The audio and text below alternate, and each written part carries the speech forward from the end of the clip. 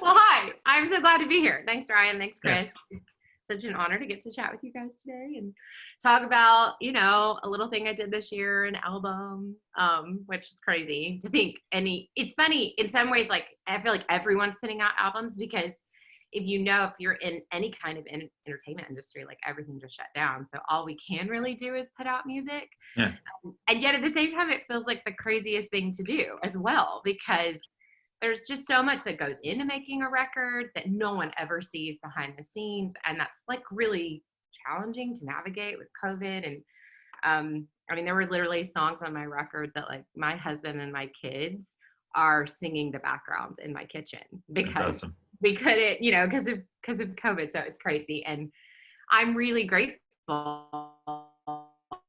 This was like a lifelong dream of mine. And twice previously in my life, God had asked me, just, as a believer, I at 19 really made a decision. Okay, God, like I'm really going to live. I'm really going to follow you. And that means I have to follow you wherever you take me and wherever you lead me. And in my, very young, naive self, I just thought God would lead me everywhere that I wanted him to lead me. Hmm. He would take me to all the places that I wanted to be. Yeah, And, anyone who's walked with the Lord long enough, that's typically not how the story goes. And twice, like I thought I was going to pursue like making records and trying to sign a record deal. And both times God was just like, no, that's not my plan for you. Like, are you willing to trust me and not pursue that and actually go down this road that I'm asking you to go to, that is hidden, that's unseen, that's not known, that's not noticed, that has no visibility, and trust that it's going to be the narrow road that's worth walking, because he gets to be the thing that I love the most. And hmm, so I did that twice in my life. And the second time was when I was 33, and my husband and I had been on staff at a church for like, I don't know, almost just shy of a decade, I think. Had been at the church longer, but had been on staff for just shy of a decade, leading worship, helping run the music department, serving, all those kinds of things, pastoring people. And I just, I had just had my second daughter. My parents were going through a really difficult divorce. And I've been in ministry for a long time at this point, and I was just running on fumes. Like, I was so good at doing ministry. I was so good at doing church life and all of the do's. But what I was failing to recognize is that I was not actually building intimacy with Jesus. And as a result, like I was actually not in a great place mentally, emotionally. Like I was struggling with insecurity and fear of man and worry and anger, and like just I had unforgiveness in my heart towards my father because of like, so there was all this stuff that was just kind of like bubbling to the surface. And if you're not in your 30s, you're going to experience this. If you are in your 30s or have been in your 30s, you're going to be like, yeah, I can echo that. got I think your it. 30s are the years of like God really, if you allow him, they're the years where like you really dig deep, and character can really be forged out of hardships and sufferings and disappointments and setbacks. And it was such a pivotal moment at 33. And I really kind of had like a little bit of a nervous breakdown. And, my husband was so worried about me. My pastors were worried about me because I was not in a good place. It was really just kind of a crisis of faith. And I'm saying all this because it was in that moment that I just began to cry out to God and was just like, God, whatever it takes, whatever it costs me, I want to follow you, and I want to be healthy, and I want to be whole in you. And I had no idea the weight of that prayer in that moment, because it was prayed from such a pure place, but such desperation too. Like an honest, like I recognize like my heart is sick, my mind is sick, my spirit, my soul are sick. I'm not living in like terrible sin. I'm just recognize there is deep um, disappointment and deep issues of the heart that I've not been dealt with. And I just remember the tenderness of God just kind of in that moment, feeling so tangibly that God just said, Hope, if you will allow me, I want to take you on a journey of freedom, but it's going to cost you your life. It's going to cost you everything that you hold dear and you value. And what that ended up meaning, like in the natural, is that over the next basically a couple months, I really felt like God asked me to come off staff at my church. So I stepped down from staff. I was simultaneously traveling the country, leading worship at these huge women's events. I mean, like 10,000, 20,000 people. And I felt like God said, I'm going to close that door. And he did. He closed the door. And suddenly I went from, what felt like these really significant, visible moments to suddenly this really quiet, simple life of God going, can you believe, can you trust that in this place that I'm going to do a work that is actually going to matter more for the rest of your life than any of that other stuff? What happened was 6 weeks later, I ended up in a basement with a little Aussie couple named Alex and Henry Seeley. And boy, I just remember, like, from the moment that I resigned my positions in that, like the tours that I didn't end up going out on that tour, there was about this 6-8 week kind of limbo space. And we ended up going to this little Bible study in their basement in 2013. I think it was June of 2013, maybe July at the most. And I remember walking in and just weeping. Like, from the minute I walked in their front door, like I could sense this was a God setup. And I didn't know at that time what that would mean or what that would look like. But what ended up happening is that very night, Alex and Henry really just began to pray over me and my husband, and they began to prophesy. And I'll never forget, Alex looked at me and she said, I know I don't know you, and this could come across like really intense, but she was like, I just feel like I'm supposed to say to you, you've been heartsick, and the Lord has asked you if you would allow him to basically be a surgeon and remove the sickness, and you have surrendered and said yes. And she goes, and it's going to be a costly journey for you. She's like, but the fruit that you have borne in your previous seasons will seem as it's a barren land compared to the fruit that will come in the future.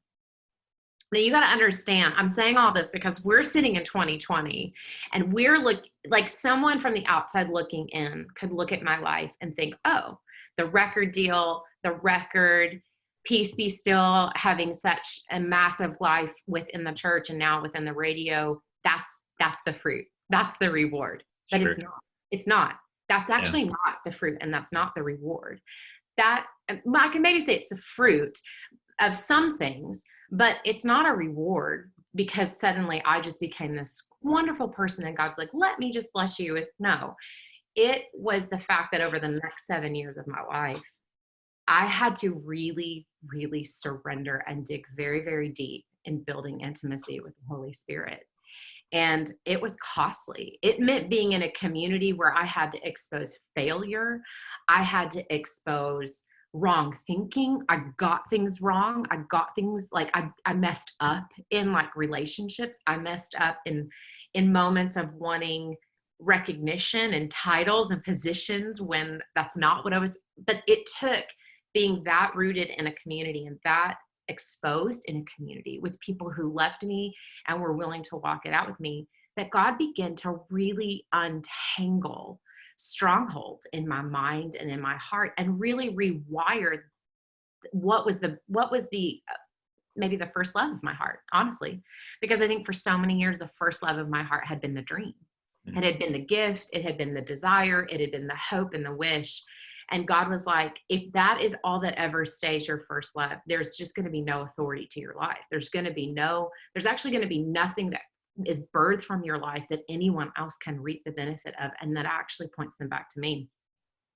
And it was in that season that I began to write songs with our team. The story kind of goes, I was in the basement for a season and then as our church began to grow, our worship team began to grow, and Henry invited me to be a part of the worship team. And then as the worship team grew, we started to write songs. And, I was maybe 3-4 years into this process of being hidden, being with Jesus, having to really confront like real issues in my life. And I was also seeing the fruit of that intimacy with Jesus. I was actually seeing myself grow in areas that I'd not seen growth in for years. I was watching anger start to dissipate. I was watching forgiveness happen. I was watching, character and integrity grow within my own life. And I was watching the goodness of God. actually happen over and over and over in what I maybe would have in previous seasons felt like, well, this isn't very good. This doesn't feel good. So how is that the goodness of God? Mm. But I was learning the nature of the Lord. And so I started writing songs really just to talk about that journey of faith and what God was doing. And so when we wrote Peace Be Still, because I know this is a very long intro. Sorry, I'm This getting is there. great stuff. But when we wrote Peace Be Still, we didn't go into a room trying to be songwriters to write successful songs. Sure. We were walking into a room with people who had now navigated 3-4 years of crushing and pressing in and God doing really deep work in us. And I'm not talking about unbelievers. I'm talking as saved believers who love Jesus, who were willing to go through another pruning process with the Father.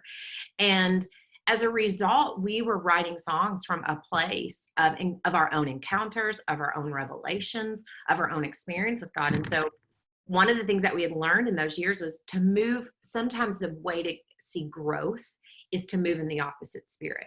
So that day, Mia was dealing with disappointment. I was dealing with fear and insecurity, funny enough, about being a songwriter and feeling like I'm not called to do this. Why am I even in this room? How are you going to work through me, God? Like I'm 36 years old. I've maybe written a handful of songs in my whole life. What am I doing here? Like God was bringing to surface all of this stuff that still needed to be dealt with.